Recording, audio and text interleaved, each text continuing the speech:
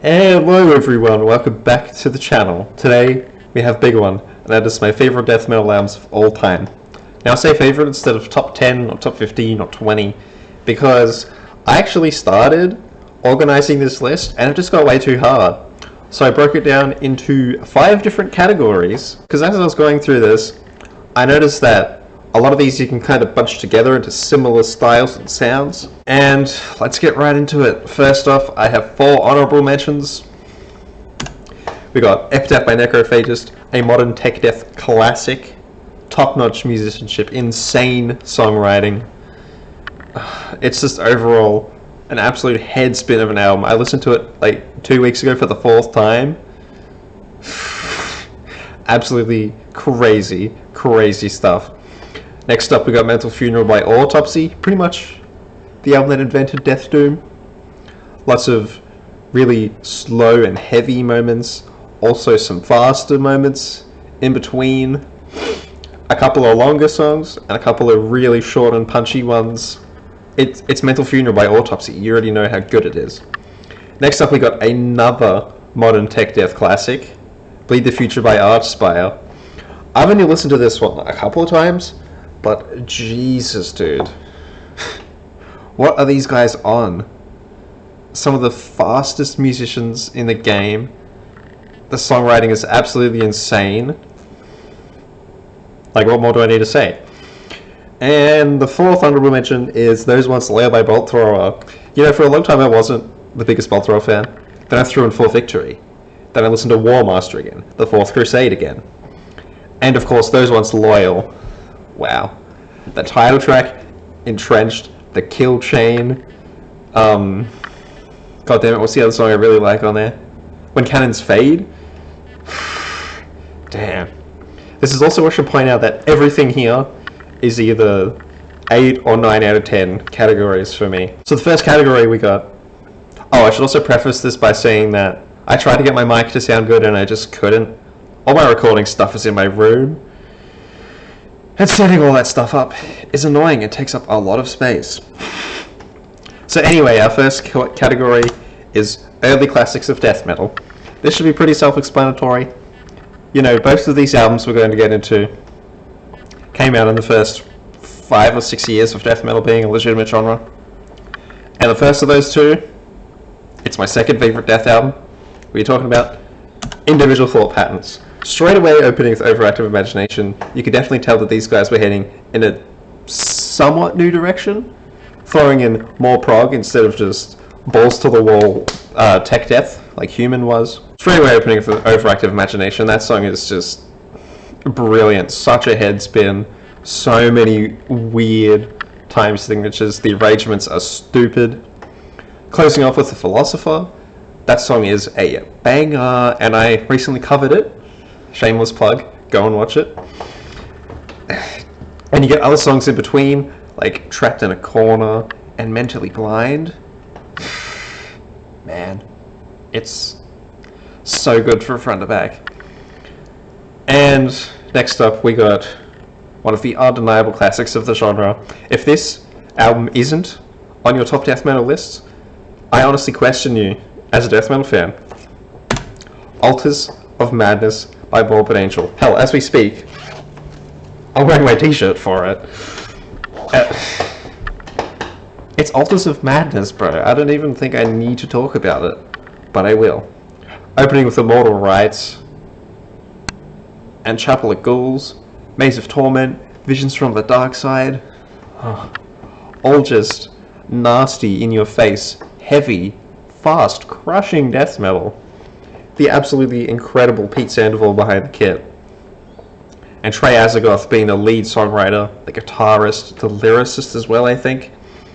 You got Dave Vincent doing a high-pitched singing style, which is something he immediately kicked. And just 39 minutes of unrelenting death metal. And it's a classic which I eat up every single time. And that is the end of the first category. Next up we got a category I'm just going to call Weird Ones. Now we're getting into prog death metal, avant-garde death metal, bands who write short songs long songs, heavy songs, songs with influence from jazz and ambient music, sci-fi lyrical themes, and just overall so confusing and abrasive to listen to. First up, we got another undeniable classic of the genre, Obscura by Gorguts. I've listened to this album maybe a dozen times now, and I'm probably going to need a dozen more times before I can fully understand it. Instantly opening with the title track, which is without a doubt one of the weirdest metal songs of all time. So technical. There was Luc Lemay's making noises with the guitar that I've never heard from any other band. Just dizzying blast beats and riffs that you never hear anywhere else. Just unbelievable. Nostalgia, a bit of a slow one to break up the album. The 9-minute Clouded, which is really doomy. A different time signature, like every 4 seconds. The super weird instrumental of Sweet Silence. The absolutely pummeling, what's that song called? Earthly Love. Just the absolutely stupid album from front to back. And I love it every single time. Next up, we got the second newest album on this list. Hidden History of the Human Race by Blood Incantation. Wow, dude. Instantly opening with Slave Species of the Gods, which is, to be fair, a somewhat straightforward death metal song. But then, you head into the Giza power plant, and that's where things get really weird. You got that giant Middle Eastern instrumental section in the middle, which is just absolutely wonderful. And then it breaks into a super heavy, doomy kind of bit for most of the song, and it speeds up again towards the end. What's this song called? Slave Species of the Gods? No, that's the opening track, isn't it? Jesus. Inner Paths to Outer Space, I think it's called? Yeah. That song is another head scratcher. A mostly instrumental song with lots of ambient parts. And then we get to the 18-minute Awakening, and I'll put the rest of the title right there. I listened to that song again a few days ago, and the whole time I was just like, okay.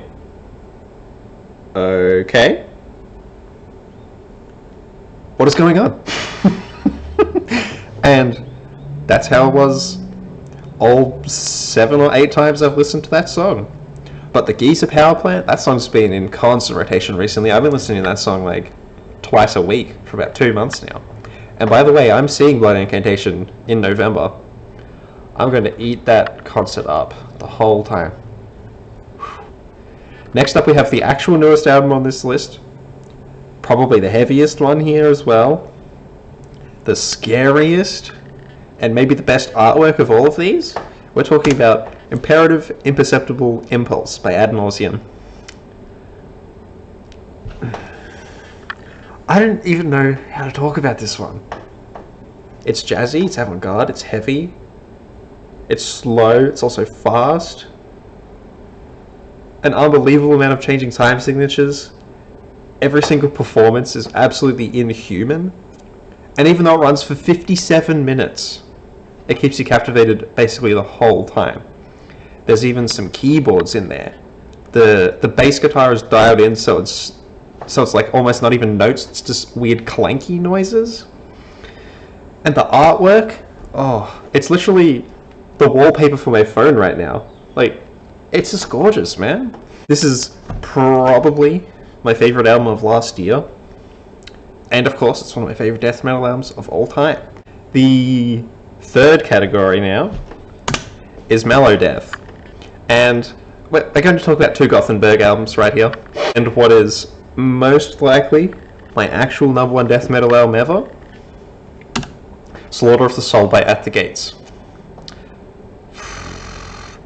What a game changer for death metal, bro. Taking influence from other Melodeath bands at the time, and of course expanding on their already unique at the point sound, At the Gates created something truly new here, and it kicked off the entire Gothenburg sound. Blinded by Fear, Cold, Slaughter of the Soul, Under a Separate Sun, basically every track, Suicide Nation, both of the instrumentals, Into the Dead Sky and The Flames of the End, Unto Others, World of Lies. Oh, World of Lies, that's such a great song. It's just a front to back banger, dude. The production by Fredrik Nordstrom is absolutely insane. And Fredrik made the drummer do every single song on this album like 30 times just to make sure that the drums were spot on. And my god, they are. Just insanely intense the whole time. And Thomas, I think is how you say it, I don't know, lays down one of the most insane vocal performances of any of these albums, really. It's just an amazing album I can never get enough of. And next up for this category we got The Jester Race by In Flames. Wow. Taking influence from Slaughter of the Soul, In Flames were taking their heavy and abrasive sound in obviously more of a melodic direction. There's a lot of really beautiful acoustic parts on this album, most notably Moonshield and the short instrumental, The Jester's Dance. Then you get songs like Lord Hypnose and Graveland. Oh my god, that's easily my favorite In Flames song. It's just a 3-minute rager that I can listen to on loop and never get tired of. It's the Jester Race, dude. After this, In Flames kind of stripped it back even more, and now of course they're playing like pretty much rock music, and it's really lame. But like between the Jester Race, Colony, Honourable, Clayman, the debut, which I really enjoy, damn, some of the best Melodeath there is. So that's enough of this category. Next up we got... I did this wrong. It's supposed to be a blank slide, then another one. I'm just calling this tier Cannibal Corpse because, dude, it's Cannibal Corpse. And first up we got The Bleeding. Out of their early albums, this is by far the best one. Like, Tomb of the Mutilated is pretty solid, the debut is pretty solid. Butchered at Birth has its moments, but it's ruined by the production. Ugh. The title track is a banger though, that's one of my favourite Cannibal Corpse songs. If I was to do a top 10 Cannibal Corpse songs list, Butchered at Birth would probably be like number 3, maybe number 2. But yeah, The Bleeding. Straight away opening with Staring Through the Eyes of the Dead and I Come Blood, yes. The title track is a cool one. Return to Flesh.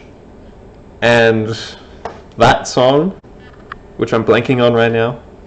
And also that song, which some people get in trouble for mentioning.